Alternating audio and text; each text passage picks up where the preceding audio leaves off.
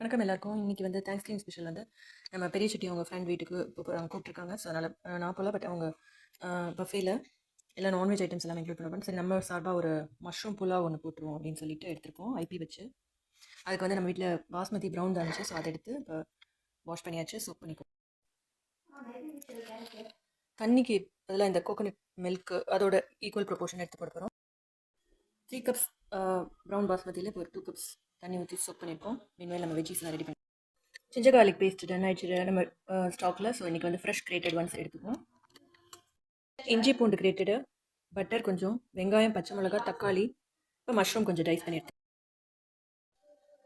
Potluck மீலுக்காக நம்ம mushroom அருமையாக dies பண்ணிவிட்டோம். ஸோ நம்மளோட சாட்டையும் இதோ ஸ்டார்ட் பண்ணிவிடுவோம். சாட்டே மோட் போட்டு நம்ம பட்டர் கொஞ்சம் மெல்ட் ஆகிற டயத்தில் சீசனிங்ஸ் எல்லாமே ரெடி பண்ணி வச்சுக்குவோம்.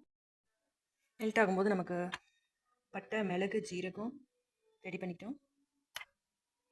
ஸ்பேச்சுலாக நல்லா எல்லா பக்கமும் ஸ்ப்ரெட் பண்ணி விட்டுருவோம்.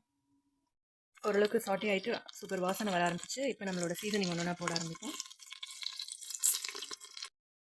எங்களுக்கு முன்னாடி இருந்த இடத்துல எடுத்துட்டாக்கா இந்த மாதிரி லைட்டாக சீசனிங்க்கு கொஞ்சமாக பக்கம் வந்தால் ஒன்றும் பண்ணாது. பட் இங்கே வந்து நம்ம எக்ஸாஸ்ட் மட்டும் போடாமல் இப்படிலாம் பண்ணிட்டோம்னா உடனடியாக நம்மளோட ஸ்மோக் எல்லாம் ஆக்டிவ் ஆகிட்டு ஆயிக்கோங்க.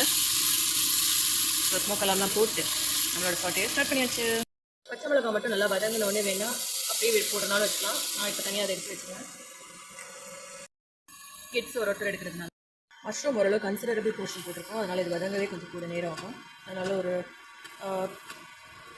5 to 8 மினிட்ஸ் அப்படியே இதில் கொஞ்சம் நல்லா வதங்க விட்டுருவோம்.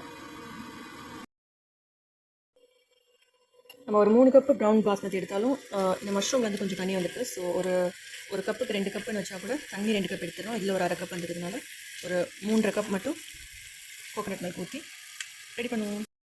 குக் மோடில் செட் பண்ணிட்டோம். ஆக்சுவலாக சூப் மோட் தான் செலக்ட் பண்ணியிருக்கோம். அண்ட் சீலிங்கில் செட் பண்ணிட்டோம். கொஞ்சம் நேரம் வந்து கழிச்சு வந்து பார்ப்போம். இதுவும் நம்மளோட எம்மி மஷ்ரூம் புலாவ் ரெடி. ஸோ இதை எடுத்துகிட்டு பெரிய செட்டி எல்லாம் கிளம்பிட்டாங்க. அவங்க வீட்டில் எல்லா சீ ஃபுட் ஐட்டம்ஸ் எல்லாத்தையும் போன வருஷம் கூட சமைச்சு கொடுத்து விட்டாப்புல. இந்த வருஷம் வீட்டிலே வச்சு ஹோஸ்ட் பண்ணுறாங்க 2-3 பிள்ளைங்களோட சேர்த்து. அவ்வளோதான் இந்த விலாகு. அடுத்த விலாகில் பார்ப்பாங்களா? ஒரு லைக் ஷேர் பண்ணி சப்ஸ்கிரைப் பண்ணிக்கோங்க. பிடிச்சிருந்தா. நன்றி.